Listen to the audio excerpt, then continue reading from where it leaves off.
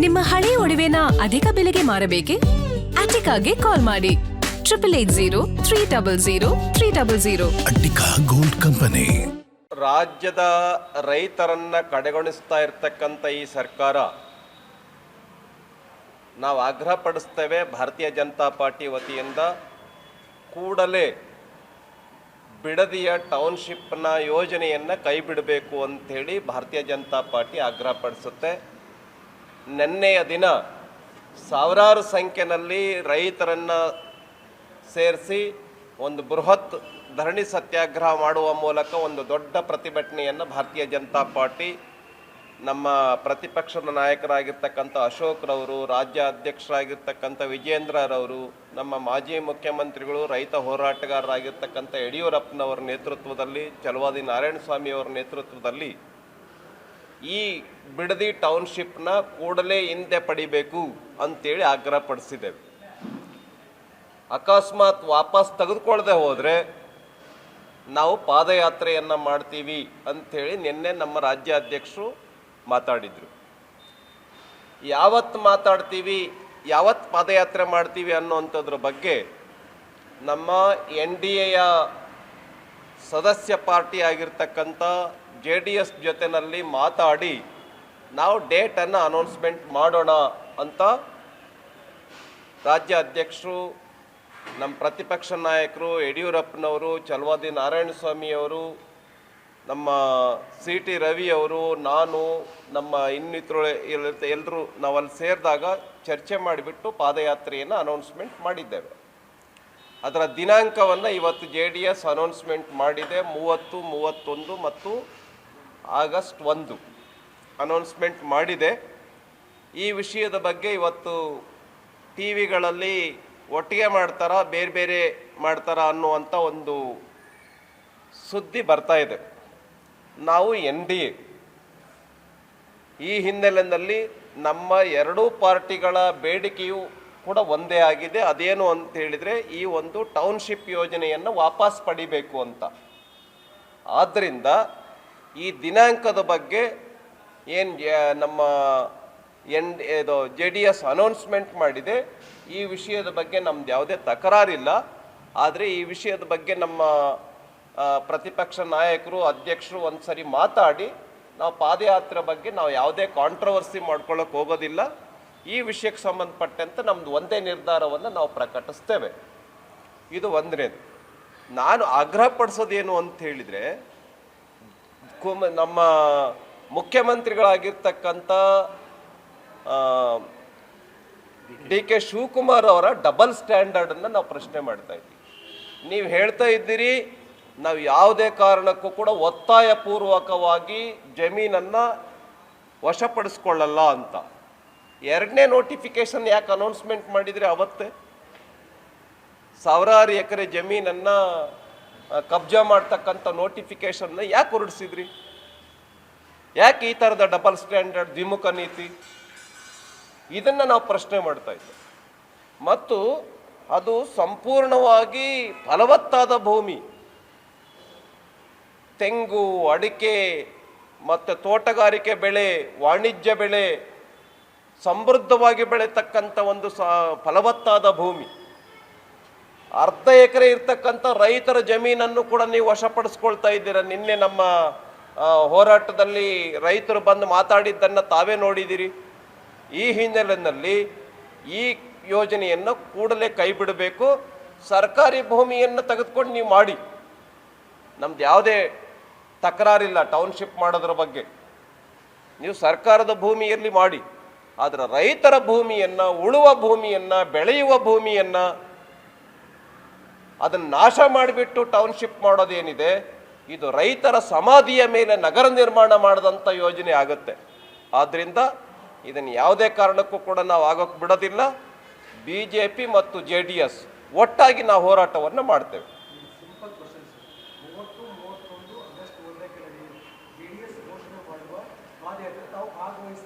ನಾವು ಈ ವಿಷಯದ ಬಗ್ಗೆ ಭಾಗವಹಿಸುವಂಥದ್ರ ಬಗ್ಗೆ ನಾವು ಒಂದು ಸಣ್ಣ ಕ್ಲಾರಿಫಿಕೇಶನ್ನ ನಮ್ಮ ನಾಯಕರು ಅವ್ರ ಜೊತೆ ಮಾತಾಡಿ ನಾವು ಪ್ರಕಟಿಸ್ತೇವೆ.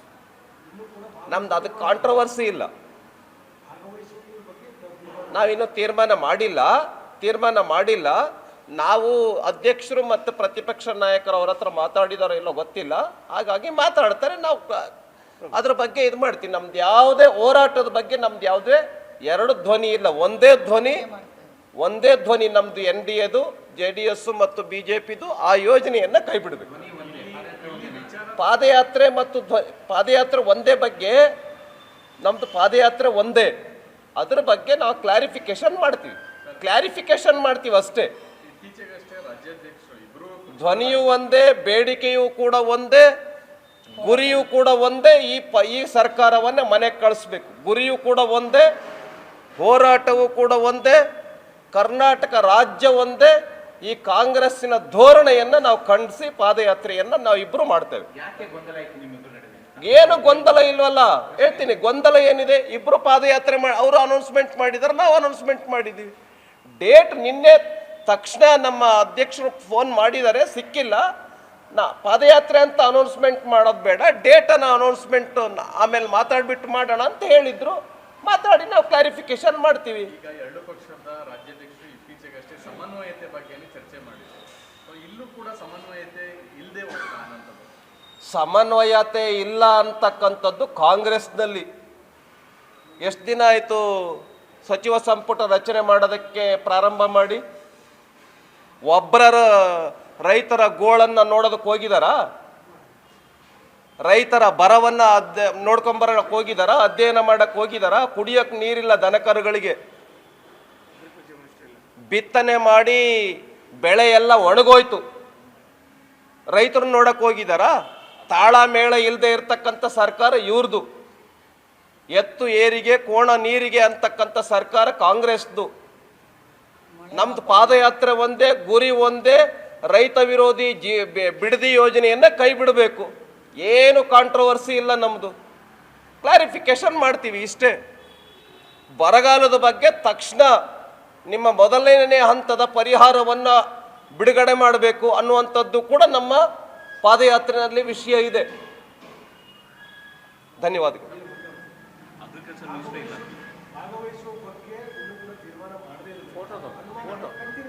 ಎಲ್ಲಿ ಪಾದಯಾತ್ರೆ ಒಂದೇ, ಎಲ್ಲ ಸೇರಿ ನಾವು ಒಂದೇ ಪಾದಯಾತ್ರೆ ಮಾಡ್ತೀವಿ.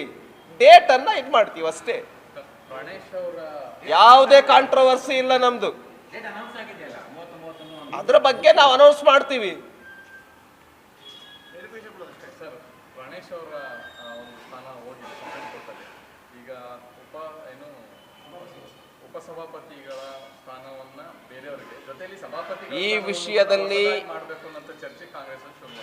ಈ ವಿಷಯದಲ್ಲಿ ನಾವು ಮಾತುಕತೆಯನ್ನ ಮಾಡಿಬಿಟ್ಟು ನಮ್ಮ ನೀತಿ ಏನಾಗಬೇಕು ಅನ್ನುವಂಥದ್ರ ಬಗ್ಗೆ ನಾವು ಪ್ರಕಟಣೆಯನ್ನ ಕೊಡ್ತೇವೆ. ನಾನು ವಿನಂತಿಯನ್ನ ಮಾಡ್ತೇನೆ. ಒಂದು ಸಂಪ್ರದಾಯ ಭಾಳ ವರ್ಷಗಳಿಂದ ಮುಂದುವರ್ಕೊಂಡು ಬಂದಿದೆ. ನಮ್ಮ ಬಸವರಾಜ ಹೊರಟ್ಟಿಯವರು ತುಂಬ ಹಿರಿಯರು, ಮುತ್ಸದ್ದಿ, ಹಾಗಾಗಿ ಅವ್ರನ್ನ ಮುಂದುವರಿಸಬೇಕು ಸಭಾಪತಿಯನ್ನಾಗಿ ಅನ್ನುವಂಥದ್ದು ನಮ್ಮ ಮನವಿಯಾಗಿದೆ. ಬಸವರಾಜ ಹೊರಟ್ಟಿ ಅಂತ ಇಡೀ ದೇಶಕ್ಕೆ ಹಿರಿಯರವರು ವಿಧಾನ ಪರಿಷತ್ತಿಗೆ, ಹಾಗಾಗಿ ಅವ್ರನ್ನ ಮುಂದುವರಿಸಬೇಕು ಅಂತಕ್ಕಂಥದ್ದು ನಮ್ಮ ಮನವಿಯಾಗಿದೆ. ಸರ್ಕಾರ ಕನ್ಸಿಡರ್ ಮಾಡುತ್ತೆ ಅಂಥೇಳಿ ನಾವು ಭಾವಿಸ್ತಾ ಇದ್ದೇವೆ.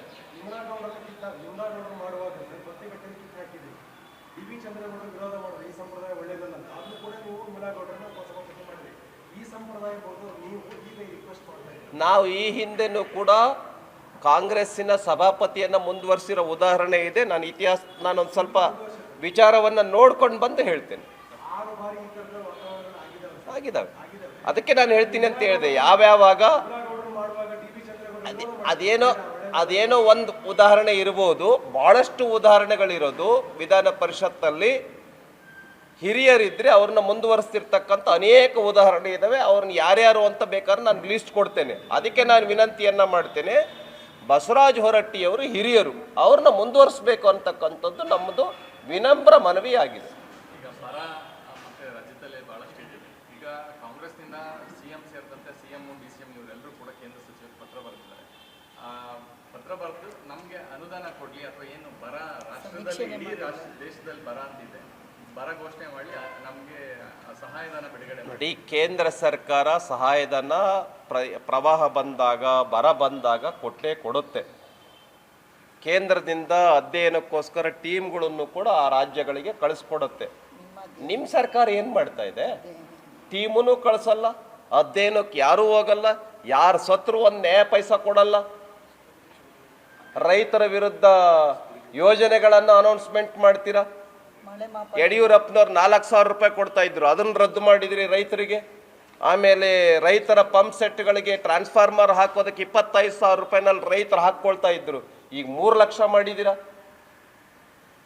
ರೈತರ ವಿರುದ್ಧ ನೀವು ನಿಮ್ಮ ನೀತಿಗಳನ್ನು ಅನೌನ್ಸ್ಮೆಂಟ್ ಮಾಡ್ತಾನೇ ಇದ್ದೀರಾ. ರೈತರ ವಿರುದ್ಧ ನಿಮ್ಮ ಸಮರನೇ ಇದೆ. ರೈತರನ್ನ ರಕ್ಷಣೆ ಮಾಡ್ತಕ್ಕಂಥದ್ದಕ್ಕೆ ಏನು ಮಾಡ್ತಾ ಇದ್ದೀರಾ? ಬರ ಬಂದರೂ ಹೋಗಲ್ಲ, ನೆರೆ ಬಂದರೂ ಹೋಗಲ್ಲ. ಏನು ಕೆಲಸ ಮಾಡ್ತಾ ಇದ್ದೀರಿ ಅಂಥದ್ದು? ನಿಮ್ಮ ಸರ್ಕಾರ ಏನು ಕೆಲಸ ಮಾಡ್ತಾ ಇದ್ದೀರಿ? ಈ ಗ್ಯಾರಂಟಿಯೂ ಸೇರಿದಂತೆ ಲೂಟಿ ಮಾಡೋದು ಒಂದು ಕೆಲಸ ಬಿಟ್ಟು ಇನ್ನೇನು ಕೆಲಸ ಮಾಡ್ತಾ ಇದೆ ಈ ಸರ್ಕಾರ? ಕೃಷಿ ಸಚಿವರಿಲ್ಲ, ಎಲ್ಲದ ಡಿಪಾರ್ಟ್ಮೆಂಟ್ಗಳು ಸಚಿವರು ಏಕ ಸಚಿವರು. ಅವರು DK ಶಿವಕುಮಾರ್ ಅವರು ಬಹುಶಃ ಭಾಳ ಸಮೃದ್ಧವಾಗಿರಬಹುದು. DK ಶಿವಕುಮಾರ್ ಅವರ ಆಡಳಿತ ನಾವು ಒಬ್ಬರೇ ನೋಡ್ಕೊಂಡ್ಬಿಡ್ಬೋದು ಅಂಥೇಳಿ. ಉತ್ಪನ್ನವೂ ಚೆನ್ನಾಗಿರಬಹುದು, ಒಬ್ಬರೇ ಎಲ್ಲ ಡಿಪಾರ್ಟ್ಮೆಂಟ್ಗಳಿಗೂ ಎಲ್ಲ ಇಲಾಖೆಗಳು ಸಚಿವರಾಗಿರೋದ್ರಿಂದ. ಆದ್ದರಿಂದ ಈ ನೀತಿಯನ್ನು ಕೈ ಬಿಡಬೇಕು. ನೀವೇ ಪ್ರವಾಸ ಮಾಡಿ, ರೈತರ ಗೋಳನ್ನು ನೋಡ್ಕೊಂಬನ್ನಿ. ಯಡಿಯೂರಪ್ಪನವ್ರು ಒಬ್ಬರೇ ಇದ್ದಾಗ ಇಡೀ ರಾಜ್ಯ ಸುತ್ತಲಿಲ್ವಾ? ಕೊಡ್ಲಿಲ್ವಾ ಪರಿಹಾರನ? ಮನೆ ಬಿದ್ದರೆ ಇಷ್ಟು, ನೆರೆ ಭೂಮಿ ಹಾಳಾದರೆ ಇಷ್ಟು, ಬಿತ್ತನೆ ಲಾಸ್ ಆದರೆ ಇಷ್ಟು ಅನೌನ್ಸ್ಮೆಂಟ್ ಮಾಡಿದ್ರು. 1 ಲಕ್ಷ ರೂಪಾಯಿ, 10,000 ರೂಪಾಯಿಂದ ಹಿಡ್ಕೊಂಡು 1 ಲಕ್ಷದವರೆಗೆ ಅನೌನ್ಸ್ಮೆಂಟ್ ಮಾಡಿದ್ರು ಯಡಿಯೂರಪ್ಪನವ್ರು. ನೀವೇನು ಮಾಡ್ತಾ ಇದ್ದೀರಿ? ರೈತರ ಗೋಳನ್ನು ಕೇಳೋದೇ ಇಲ್ಲ ನೀವು. ಒಂದು ರೀತಿ ಈ ಸರ್ಕಾರ ರೈತ ವಿರೋಧಿ ಸರ್ಕಾರ, ಮಹಿಳಾ ವಿರೋಧಿ ಸರ್ಕಾರ. SC ST OBC ಹಣವನ್ನು ಕೂಡ ನುಂಗ್ತಾ ಇದ್ದೀರಿ. SCP TSP ಹಣ 56,000 ಕೋಟಿ ರೂಪಾಯಿ ಬೇರೆ ಬೇರೆ ಯೋಜನೆಗಳ ಹಣವನ್ನು ಡೈವರ್ಟ್ ಮಾಡಿಬಿಟ್ಟು ಅದನ್ನು ನುಂಗಿದ್ರಿ. ಗೃಹಲಕ್ಷ್ಮಿದು 5,000 ಕೋಟಿ ರೂಪಾಯಿ ಅದನ್ನು ಮಾಡಿದ್ರಿ. ಮತ್ತು ಅದಲ್ಲದೆ ಅಕೌಂಟ್ಗಳನ್ನು ಕೂಡ ಬದಲಾಯಿಸ್ತಾ ಇದ್ದೀರಿ. ಮಹಿಳೆಯರ ಅಕೌಂಟ್ಗಳು ಸುಮಾರು 10 ಲಕ್ಷ ಅಕೌಂಟ್ಗಳು ಬದಲಾಗಿದ್ದಾವೆ. ಸುಮಾರು 19,000 ಜನ ಮಹಿಳೆಯರ ಹಣ ಒಂದೇ ಅಕೌಂಟ್ ನಂಬರ್ಗೆ ಹೋಗ್ತಾ ಇದೆಯಂತೆ. ಏನು ಮಾಡ್ತಾ ಇದೆ ಸರ್ಕಾರ ಇದು? ಲೂಟಿಕೋರ ಸರ್ಕಾರ, ರೈತರ ವಿರುದ್ಧ ದೌರ್ಜನ್ಯ ಮಾಡ್ತಾ ಇರ್ತಕ್ಕಂಥ ಸರ್ಕಾರ. ಹಾಗಾಗಿ ನಮ್ದು NDAದು, JDS ಮತ್ತು BJPದು ಒಂದೇ ನೀತಿ. ರೈತರ ಪರವಾಗಿರ್ತಕ್ಕಂಥ ನೀತಿಯನ್ನು ಈ ಸರ್ಕಾರ ಅನೌನ್ಸ್ಮೆಂಟ್ ಮಾಡಬೇಕು. ಅದಕ್ಕೋಸ್ಕರ ನಾವು ಒಟ್ಟಾಗಿ ಪಾದಯಾತ್ರೆಯನ್ನು ಮಾಡ್ತೇವೆ.